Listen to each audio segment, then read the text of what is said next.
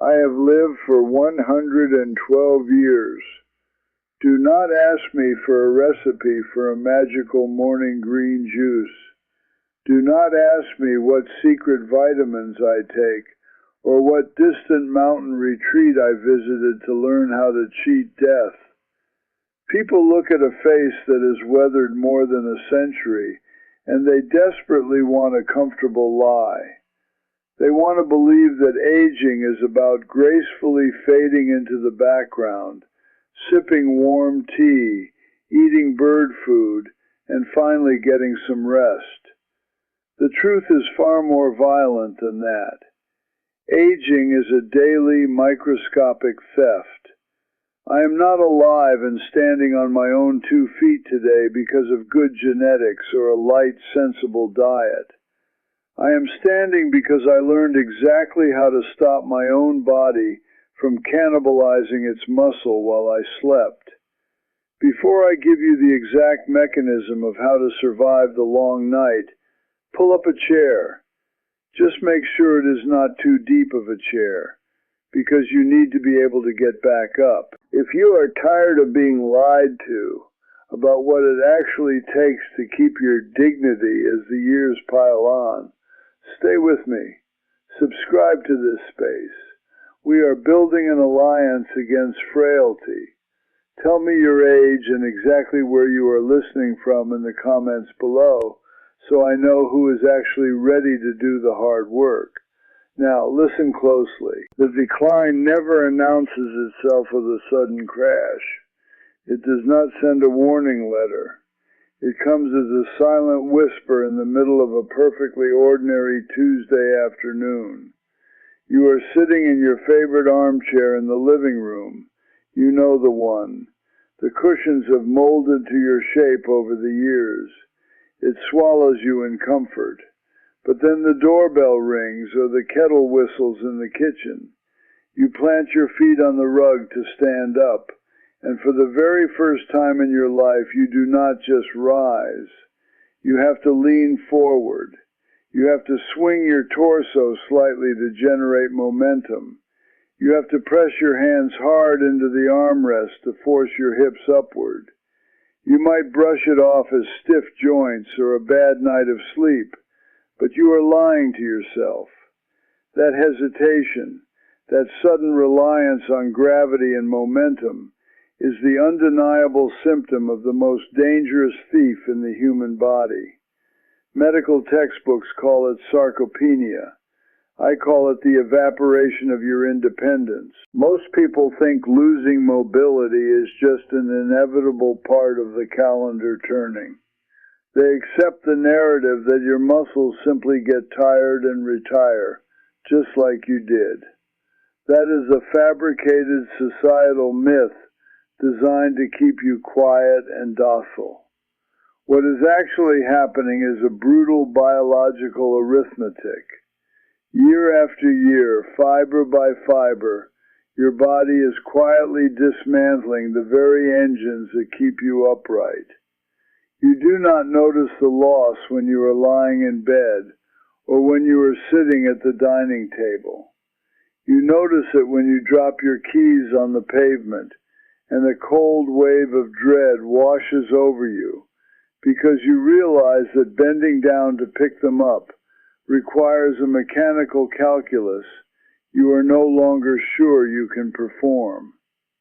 You notice it when you are crossing a busy street and the pedestrian light turns blinking red, and your brain screams at your legs to jog those last few yards, but your legs simply refuse to fire. The gap between your mind's command and your body's execution grows wider every single month. This is the hidden terror of aging that no one discusses at polite dinner parties.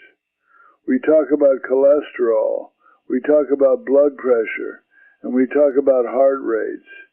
But the true currency of a dignified old age is not a perfect lab report. It is the strength of your quadriceps. It is the density of your glutes and the raw gripping power in your hands. Without those, A healthy heart merely pumps blood through a body that is trapped in a chair, waiting for someone else to bring it a glass of water. The shame of that dependence is a heavy, suffocating blanket. I watched my peers surrender to it one by one. I watched them trade their autonomy for walking frames and heavily modified bathrooms. They did not lose their minds. They lost the structural integrity of their physical frame.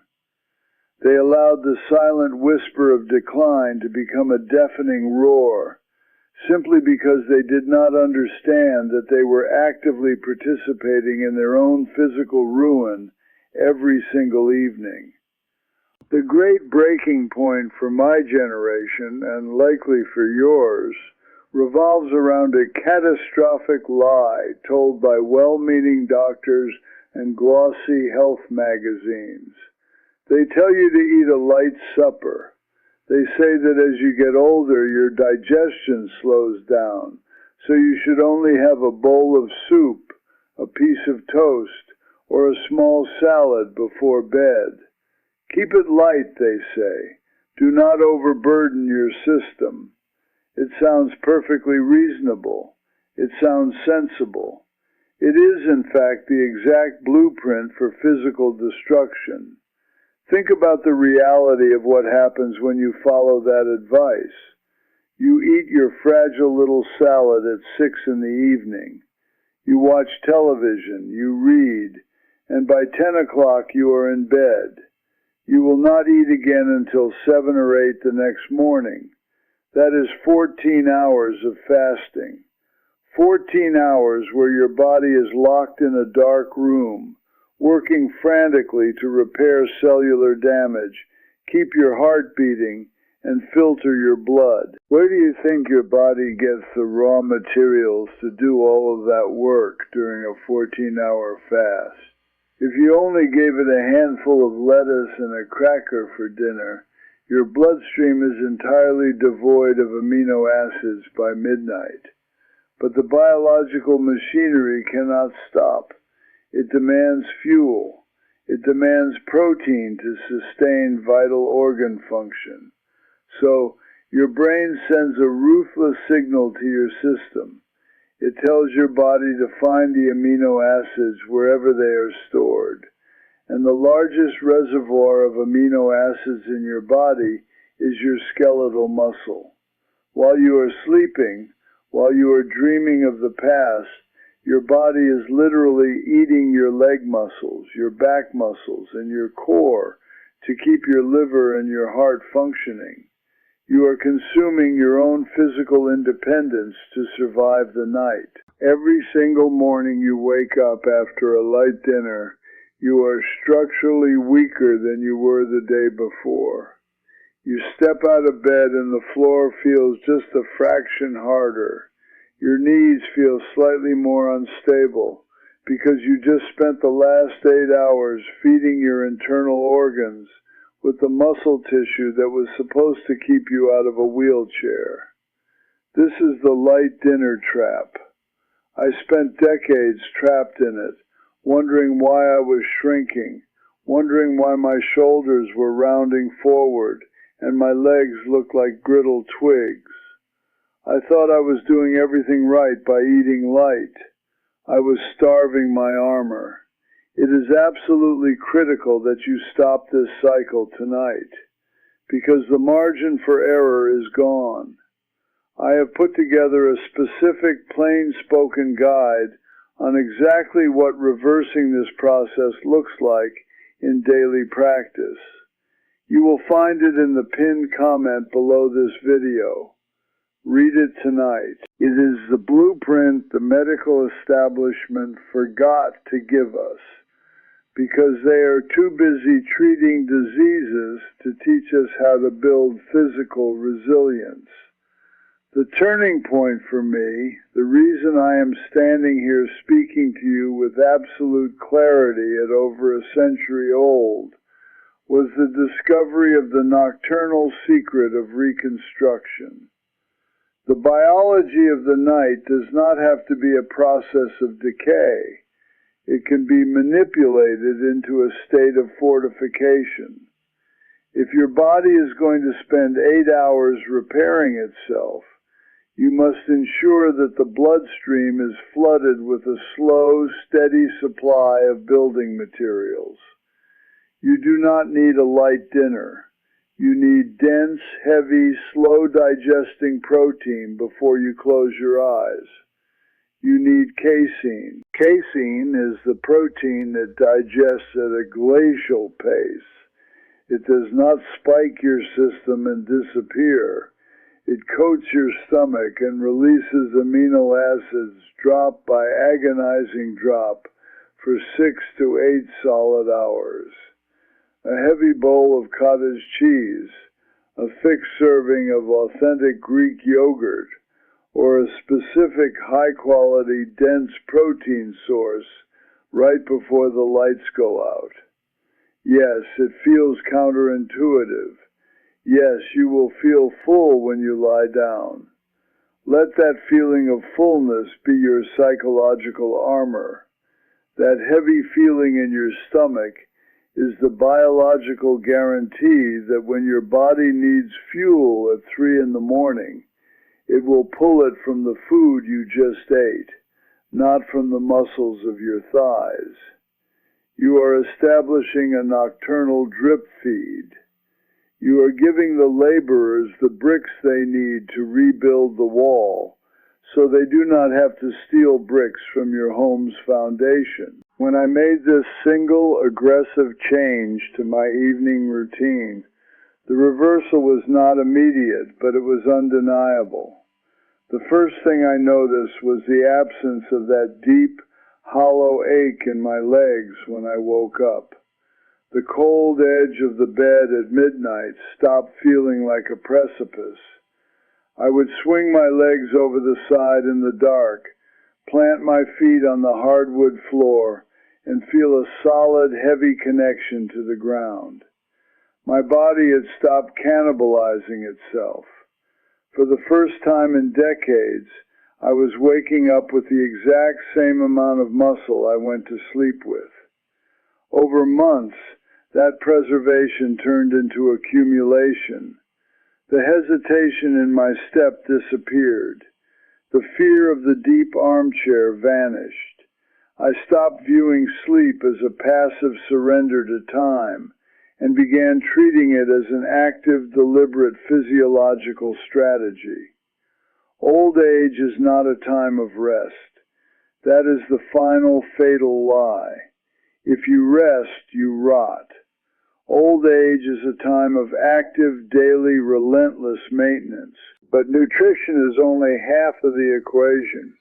You can flood your body with all the slow-digesting protein in the world, but if you do not give the muscle a reason to exist, your body will discard it anyway.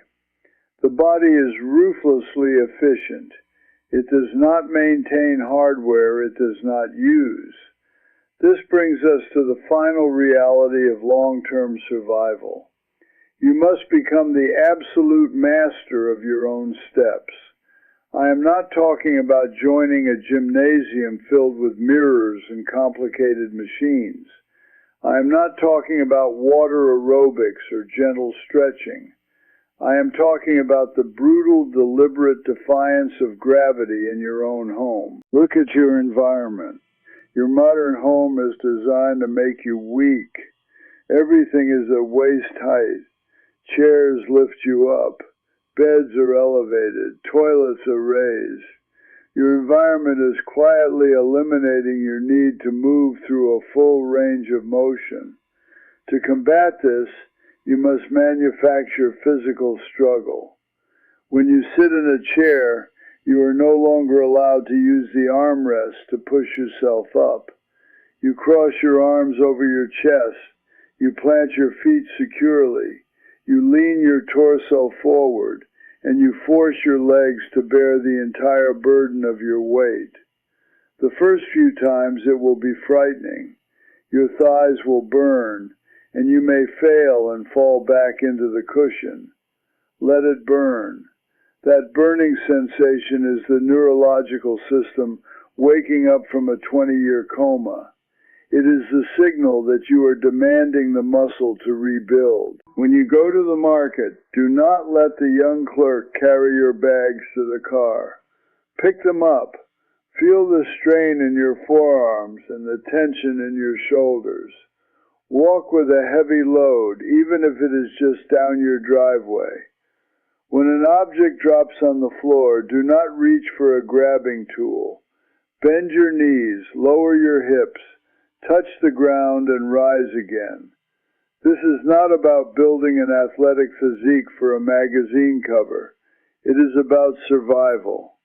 Every time you accept unnecessary physical help, you are surrendering a fraction of your autonomy.